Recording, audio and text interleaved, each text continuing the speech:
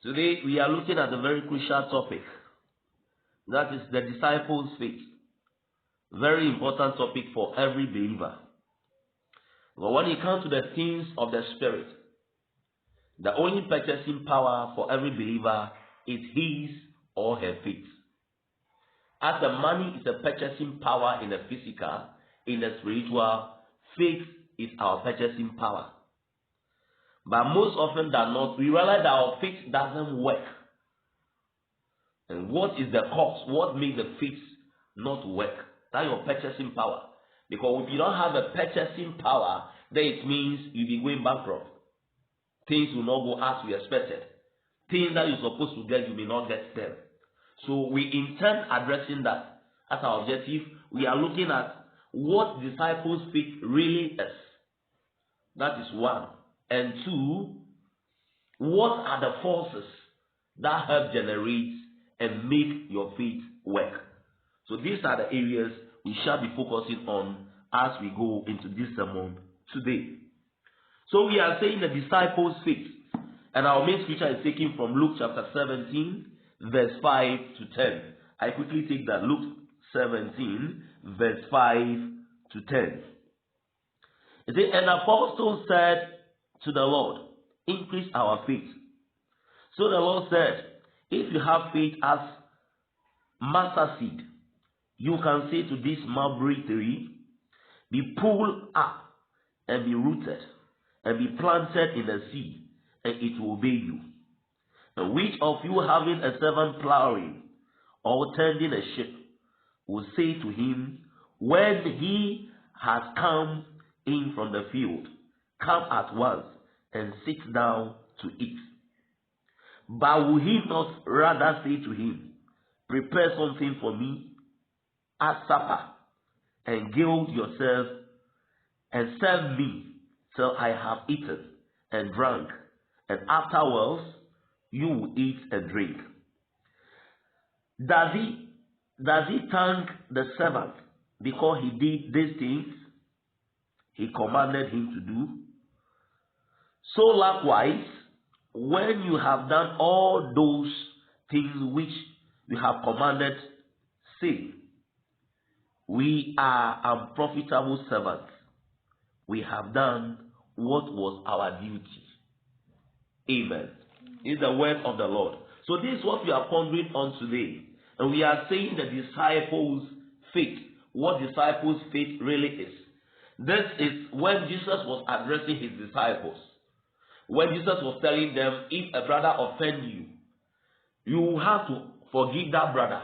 For as long as the person has realized, that brother realizes that what he or she does is not good and comes to you for forgiveness, you have to forgive that Pharaoh. So the disciples were asking, Peter asked, so how many times should we accept that? He said, even in a day, eat 7 times 7. If it's 7 times 7, the person continue offending you that day. For as long as the person has returned to you, make sure you forgive the person. And we know some of the things that hinders, some of the things that makes you go off. Now the basics that we have to put in place to make sure our faith works. That when you are in a longer hurt with somebody, it makes it very difficult for the faith to work. When you are having problems, that you don't have that free spirit, you don't work in harmony with others, what will happen is what? You are preventing yourself in a way or the other. So after Peter having listened to Jesus Christ, he asked, oh Lord, then increase our faith. Let our faith be increased. And Jesus told them, I say unto you, that even if your faith is as small as mustard seed, you will say to this mulberry tree, be removed from here and be casted into the sea, and that shall happen.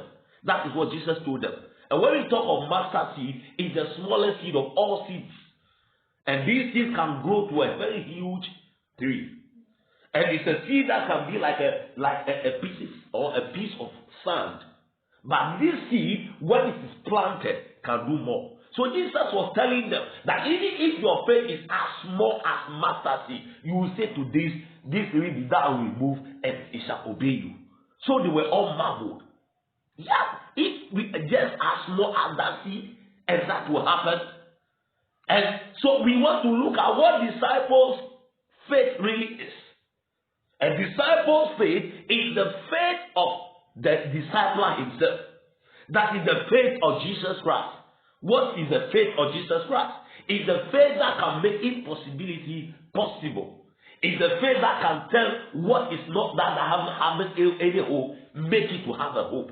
Because when you look at the faith, how can your faith be as small as mustard seed? And you speak to that mulberry tree and it will be removed.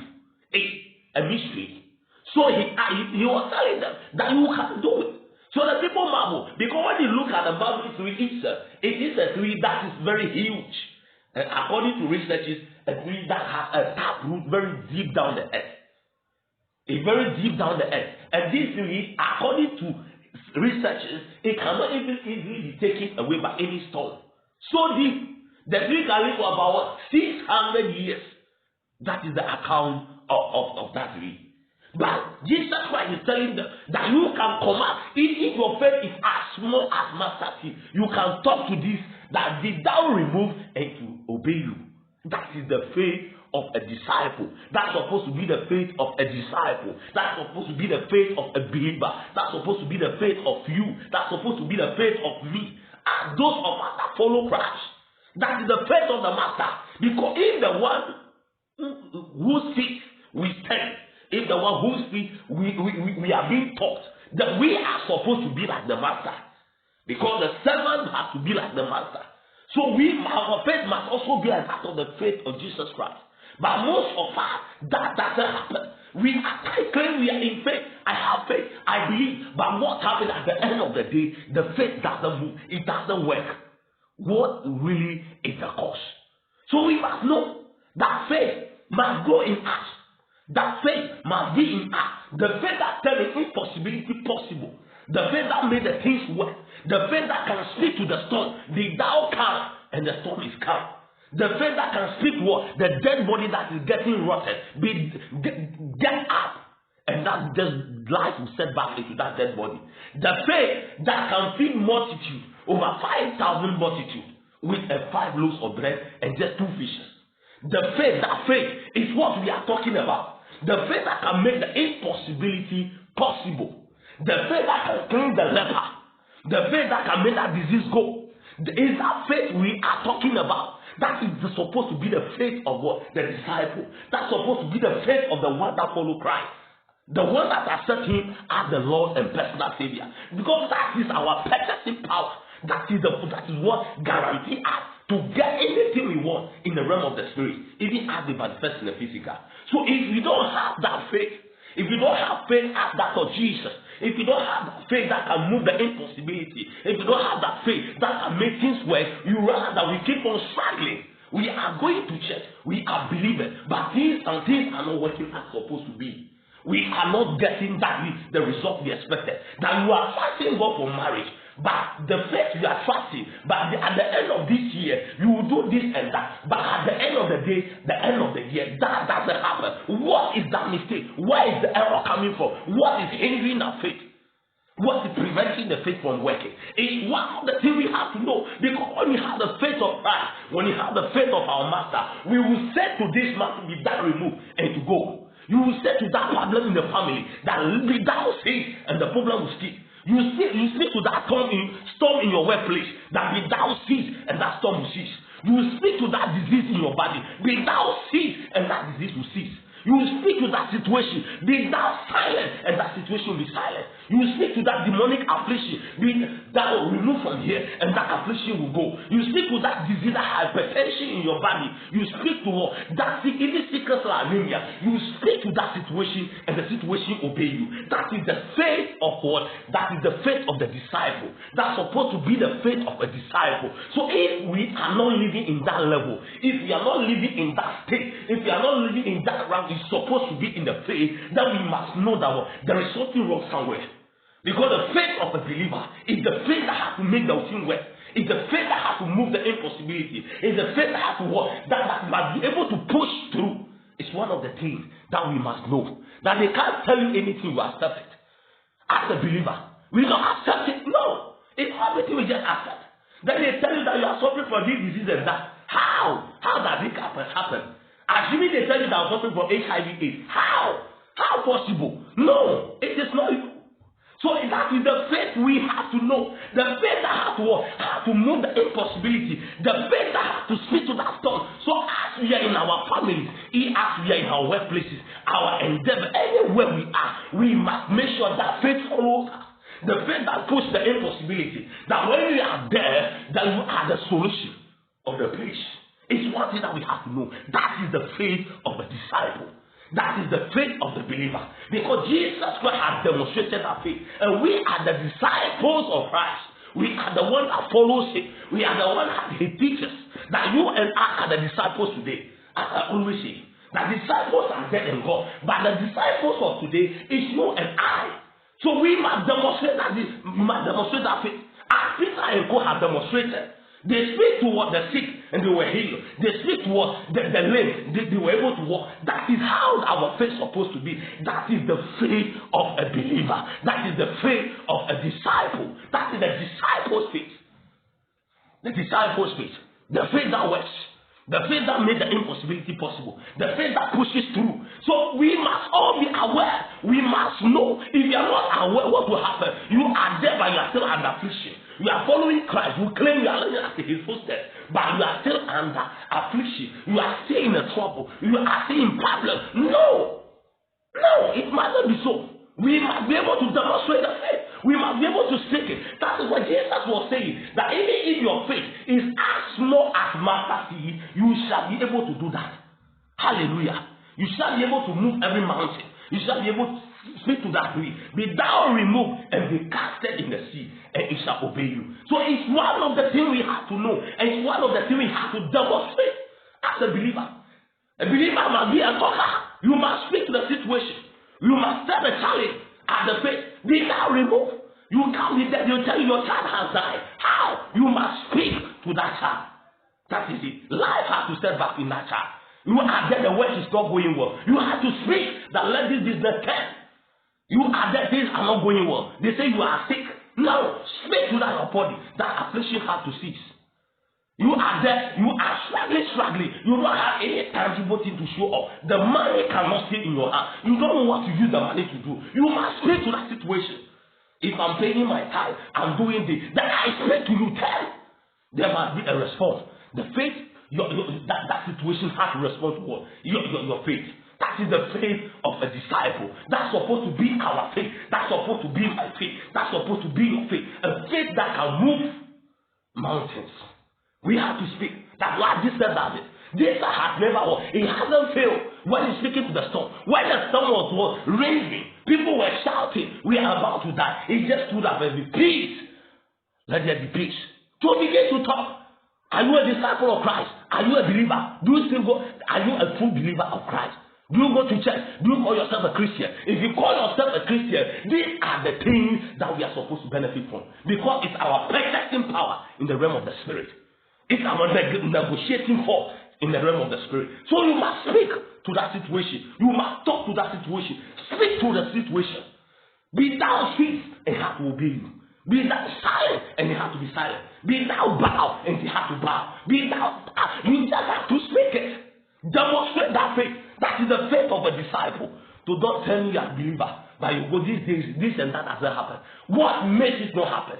You must be able to demonstrate that faith of Jesus Christ. So the faith of a believer, the faith of a disciple is the faith of Christ. The one who was able to speak to Lazarus in his tomb, get up, and Lazarus has to come back. Life has to set back. That is the issue. You can also speak to the dead body. That dead body will come back to life if you are a true disciple of Christ. You can speak to that situation, and the situation will turn. You can speak to that problem, and the problem will change. You can speak to that storm, and the storm will be calm. What is that storm in your life? What is that you are crying for? What is that situation that has been a hurdle on your neck? What has been that yoke? That has been a plague you have carried? What is that situation? Begin to speak to that situation. Begin to declare to that situation. Talk to that situation as a believer. Because what Jesus does is to talk to the situation. It doesn't look at the thing and look it. There's no mountain too big for Christ. So he speaks to every situation. He speaks to every mountain. So you and I today, let us speak the faith of our Master. Let us speak that faith that makes impossibility possible. As a believer, we must do that. We must demonstrate our faith. If you don't demonstrate our faith, you will still be in that problem. You will be in that problem and die in that problem. Yes, you may make it to heaven. You may. But you will struggle here and struggle here. Bible said, I wish above all things that your soul prosper. Even as you prosper, his wishes are your soul prospers. That even as you prosper here on earth, you must prosper. You prosper in the spirit, you must prosper in the physical. You be in good health. That is how it is. So there must be that all peace around you. There must be peace around you. Good health is a portion. But until you speak it, it may not come to pass. So you and I, we need to demonstrate the faith, that faith we are talking about. The faith of the disciple. The faith, no matter how small it is, it will move that mountain. No matter how tiny the faith is, it will move that situation. So you must speak good health in your life. Your children cannot be non-entities. You must speak to the children. Never. Your children cannot be last in class. Never. You must speak to them. Because we are the head, not the tail. You have to declare in every aspect of your life. And I wish above all things that your soul prosper and be in good health. So you must speak to that health situation. Who is telling you are suffering from this and that? You must speak it. That is the faith of a disciple. Why is it that you are struggling? You are working, but there is nothing to prove of. You work like an elephant, but you come back home with an income like that of ants. No, it doesn't match. We must make it. There must be favor all around you. Until you have that favor, you may not have what it takes to do what's supposed to be done. So we need to demonstrate that faith. That is the faith of a disciple. The faith that makes things work. The faith that responds to what? A storm. The faith that makes that situation come. Is something that we must know as believers. That if you are not doing that, then know that you are cheating yourself. Because in the realm of the spirit, our only purchasing power is our faith. In the realm of the spirit, we don't use money to purchase anything in the realm of the spirit. It's a faith we use. As we use money in the physical, we use faith in the spiritual. So if you don't have money in the physical, you know how the struggle continues. You don't have the needed money you need in the physical, you struggle. So every day be walking. Every day you are, you don't even have good food to eat. That is how it is. In the physical. So in the spirit, know that if you are not having that you're supposed to, if you don't demonstrate that faith of a disciple, you will be caught in the realm of the spirit. You are just walking about, but you are slim. You are hungry in the spirit. There is nothing there to show. Because it's the faith that will purchase what you need. It's the faith that will purchase the mansion for you in the realm of the spirit. As manifest in the physical. It's the faith that will make you overcome that demon. It's the faith that will make you overcome that situation. It's the faith that will bring peace in your home. It's the faith that will bring peace in your workplace. It's the faith that will promote you. It's that faith that has to work. So you have to speak as a believer, and we must demonstrate the faith of a disciple. A true disciple has the faith of the master. That is the faith of a true disciple. Hallelujah. So it's one thing all of us have to be aware of. Now, I want us to look at the forces. The forces that generate faith. And that makes what? Faith work. As we said, as I said earlier, some of us we come, but we don't see a result as we're supposed to. That I want to do this and that, but that result doesn't come to pass. I want to do this and that, but this result doesn't come to the light of the day. What is that situation? What is the problem? So what and what must I do to make sure I generate that faith? What and what must I do to make sure that faith works? It's one of the things I want us to look at. So let us all pay rapt attention here. Number one, hearing the word of God. Hearing the word of God. I spoke it through what? Soaking. Bible said in what? In Romans chapter 10 verse 17, faith comes by hearing, and hearing the word of God. So if you want that faith to be generated, you must hear the word of God. You must read the word of God. Every day, there must be a reading of the word of God. Some of us, we come to church Sunday. After Sunday is next Sunday. That we are not privileged to hear the word of God. We are not privileged to read the word of God. No, not even privileged. We are lazy to read the word of God. We are ready to listen to the word of God. No! You cannot generate the needed force. That is why when you speak that situation, the situation is still there, looking at your feet. Because you don't have what it takes. You have not put yourself in the ground. You have not generated the faith enough. We call a force, we call it inertia. Force of inertia. That force of inertia says that what? A body continues to enjoy its state of rest or its uniform motion until it has been acted upon by an external force that is greater than what? That initial. So until we generate faith that is higher than that mountain will still be there. The mountain will still be looking at our faith. That is when we must generate that faith. And that faith can only come by hearing the word of God. Bible didn't say faith comes by hearing the word of God. But it said faith comes by hearing the word of God. And faith comes by hearing and hearing the word of God. Hearing and hearing and hearing and hearing. So it's not something you just hear once and that is all. It's one thing you have to know. If the Bible has recorded it, faith comes by hearing. Simple. But he says, faith is the word. Faith comes by hearing. And hearing the word of God. Hearing and hearing. So a believer, you must go through a day without reading a scripture. Not even without reading a verse. Without reading a chapter. And one thing that I say, that if you find it difficult to read, you have to soak. Every believer, you are not a soaker. Know that word. You cannot put your feet on that platform. You cannot make that faith to overcome the inertia of that inertia of that problem facing you. So every day you must read. You must develop. We call it the art of hearing, the art of reading. You can make it that as I'm about to eat, I'll just read a verse. As I'm going to sleep, I read a verse. As I get to work, I'm going out, I read a verse. It develops the art. As you develop the art, it becomes your habit. Hallelujah. So it's something you develop gradually. You must be somebody who has taste on your phone. You have taste. How can you have a phone? Every day you are just on Facebook. You are on YouTube. You are all over. And you don't soak the word of God. No. Every true believer we see, every true man of God we see, the big men of God we see, they are soakers. You develop the art of soaking. So as you are watching, you are soaking. You are reading that, you are hearing that sermon. The sermon that talks about that situation. Maybe you are thinking of how to build mountains. So you are listening to what? The sermon about how to make financial prosperity in the kingdom of God. So you keep on hearing. You soak it and soak it until that word saturates you. Bible says when the clouds are what? Heavy.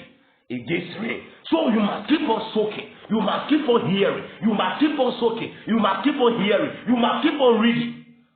You must all develop the art of what? Hearing the word of God. You must all develop the art of what? Reading the word of God. You must develop the art of listening to what? Sermons.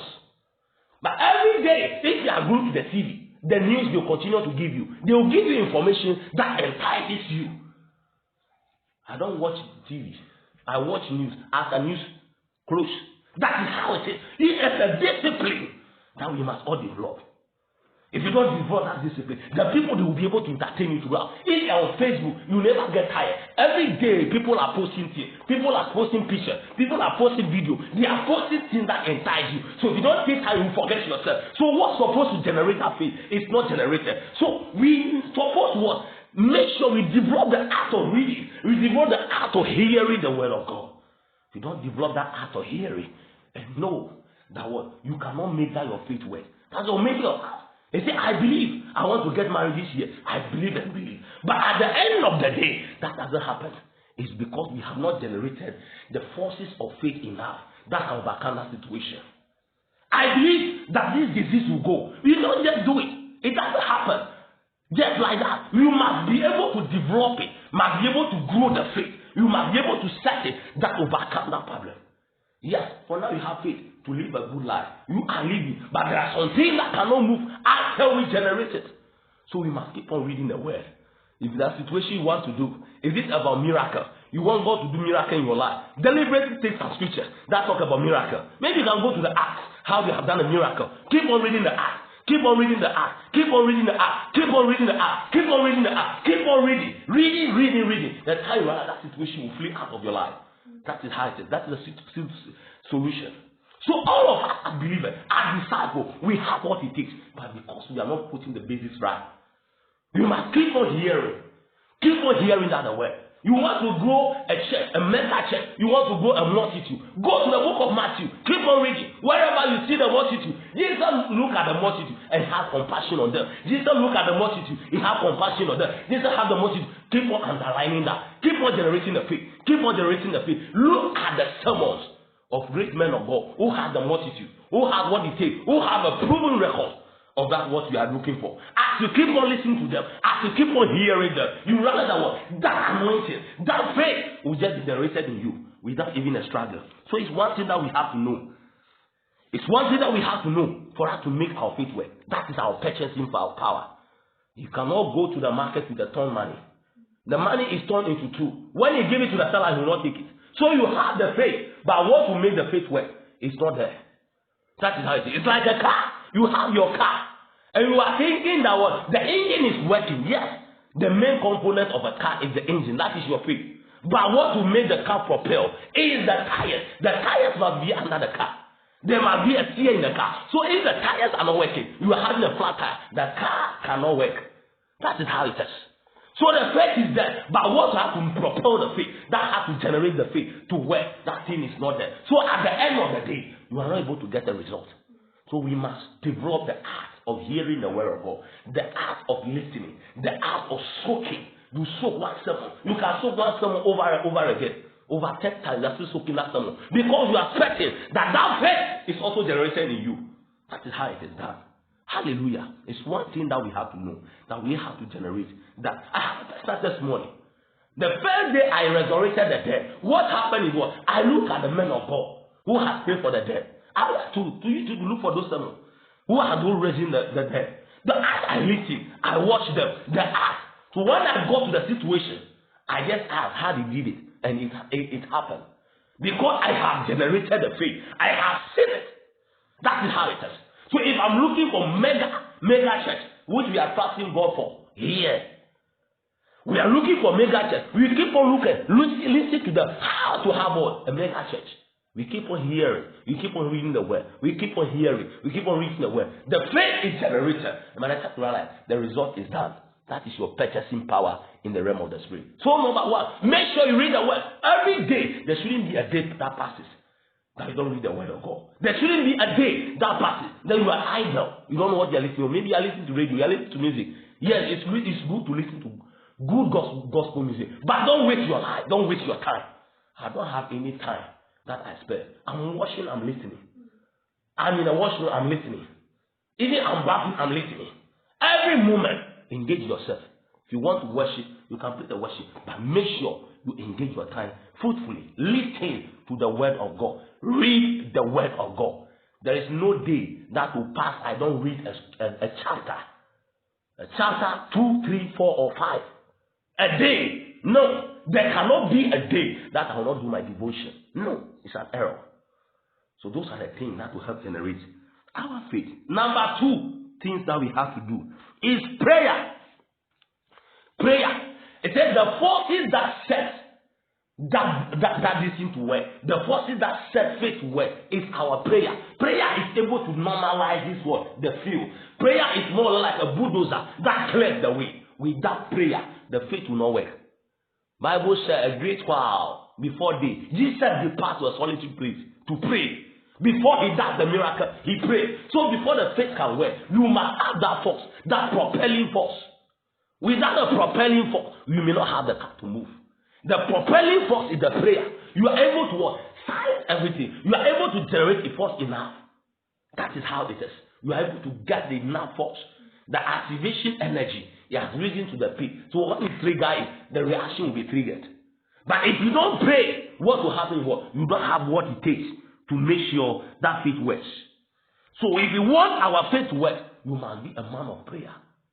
Look at the life of Jesus. He always prayed. You cannot be there. Some of the people will not respond to you until you pray.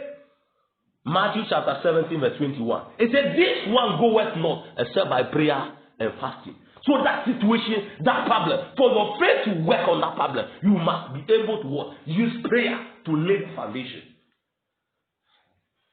You must lay the foundation. It's like a talk. It's like a ladder as you are climbing to the top. For you to get to the top, you must climb the ladder. So the prayer is setting up that ladder that you can walk on. You are a believer who doesn't pray. Most of us, you come to church Sunday, that is for it's next Sunday. We don't even go for Bible studies. We don't go for prayer meeting. No! How can you make your faith work? A believer, you don't have a personal praying time. You don't develop that skill for praying. You also call it art of praying. You can take a stroll. You take a stroll. As you take a stroll, you begin to pray. It's something we have to develop. So after we have that our prayer life in place, after we put that our prayer life in place, what will happen is what? Our faith may not see the light of the day. So we have our purchasing power. But what makes the purchasing power to work? It's not there. It's like you have a money, but they say they no longer eat this money in Ghana. Maybe probably you have a naira in Ghana. Yes, you have to go to the market to exchange it. The black market. If not, it will not work. That is how it is. So we have to make sure our prayer set the tone. Our prayer set the gravel. I call it like a passing out. Before you can be called a nurse, you must go to the training. If anybody goes to wear the white or the green, that is a nurse. It cannot act. It cannot work well in the what? In the theater. It cannot work well in the hospital. So the passing out stage is the prayer, is the preparatory stage. Before you can become a soldier, you must go through the training. You don't just go and wear the shirt that you are a soldier. Before you can become that police, you have to go through the training and pass. But if you don't pray, you don't have what it takes. Before you can become that doctor, you must go through the process. If not, you keep on training people. So we have to go through the process. So the process that makes the faith work, I call it the process, is the process of prayer. You must work the thing behind the scene. As you work the thing behind the scene, then it happens. It comes to pass. This particular one goeth not, except by prayer and fasting. So before Jesus does the miracle, before he makes his faith work, he goes what? He departs himself. He isolates himself and pray. As he prays, it comes to being. Hallelujah. The last thing I want us to look at is holiness. Holiness. Bible says without holiness, no one can see God. Hebrews chapter 12, verse 14. We must live a holy life. A holy life is one of the things that can make your faith work. If you don't live a holy life, there's no way your faith can work. No, nobody should deceive you. Because what we call faith, there's something behind, there's something beyond what we call faith. Bible said the 7 sons of Sceva. The 7 sons of Sceva, when they say Apostle Paul, when they saw the disciples, when they were praying for people were being get healed. What they did was they also went, I cast you out in the name of Jesus. Meanwhile, they are the children of what? Of the priest. They live in sin. They live with the cause. They say, we cast you out in the name of Jesus. And the demons say, Paul, we know. Jesus, we know. Who are you? They chase them out. They beat them mercilessly because they don't have what it takes. You must have the revelation. So what makes us the faith work? Is that our holy life? Yes. Once the word you may fall. Sure. Once the word, but that's what the Bible says, righteous shall fall 7 times, and 7 times shall he rise again. So one thing we have to know, that when you are doing your best and you fall, God can lead you. That is the life of David. David was able to what? Still win the heart of God. But God said, David is a man after his own heart. Because David is somebody who tries his best. And any time he falls, he gets up. But some of us, they are living in sin. When you are living in sin, there is no way that your faith can work. So we are trusting God that I want to marry at the end of this year. But you keep on fornicating. Then let another force work for you. It's not a faith from God. Because it's a faith in God that makes the thing work. Faith doesn't leave us and what? In isolation. It doesn't leave an abstract. It works on something. It's something that backs it. So faith in God is what makes the thing work. So you cannot be fornicating what God doesn't like. Without holiness, no one can see God. So you cannot see God yourself. You are fornicating, you are flirting, and you are trusting God that God gave you that promotion. In your workplace, you are stealing, balancing equation. You are expecting that God promotes you. How? That promotion that has to come from the pit of hell. It's one thing that we have to know as believers. As young ladies, as young men, it's one of the things we don't know. Yes. Satan may promote you. You are gossiping, do all sorts of things. Satan may promote you in a way, may make some of the things, but most often than not, you struggle in that phase because you don't have what it takes. You are just deliberately fornicating, and you don't have any mindset of repenting. The two of you are trusting God that God give you resources to be able to marry. To marry what? What is it again that you don't know? What is it again you don't have yet? So one of the things we have to know, that we have to live a holy life. When you live a holy life, what will happen is what? That thing will work.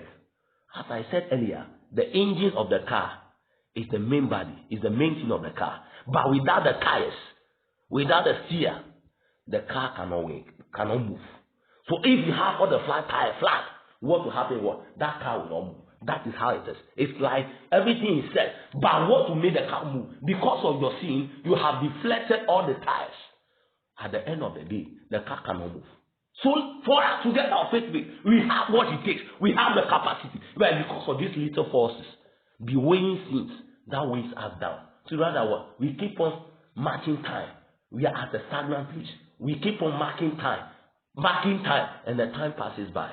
So I want to encourage you today that even as you take this thing seriously, even as you take your word seriously, or soaking seriously, even as you take your prayer seriously, even as you try your very best to live a holy life, what will happen is what? That faith will be generated to overcome that situation. You have that faith. That situation is going in the name of Jesus. I just faith with you. Even as we speak to that mountain in your workplace, I speak it out in the name of Jesus. Because I know as you have listened to what? The word, you have even transformed your heart to obey by these things. So I speak that disease in your body, let it be out now. That demonic affliction, let it be out in the name of Jesus. That financial difficulties, let it be out. That situation you are crying for, I speak it out in the name of Jesus. May God be with you. May God keep you. May He bless you. May He keep His countenance shine upon you. And go as a blessed person. Go as a winner. Go as a victor in the name of Jesus. Amen. God bless you so much. If you are listening to me, all this I've said, until you accept Christ as your Lord and personal Savior, you don't qualify to be a disciple. As I said, our purchasing power in the realm of the Spirit is faith. Faith in God. That makes the thing work and it manifests in the physical. And you don't have Christ as your Lord and personal Savior, or perhaps you feel you want to rededicate your life to God, you take this prayer after me. Say, thank you, Lord Jesus, for dying for me.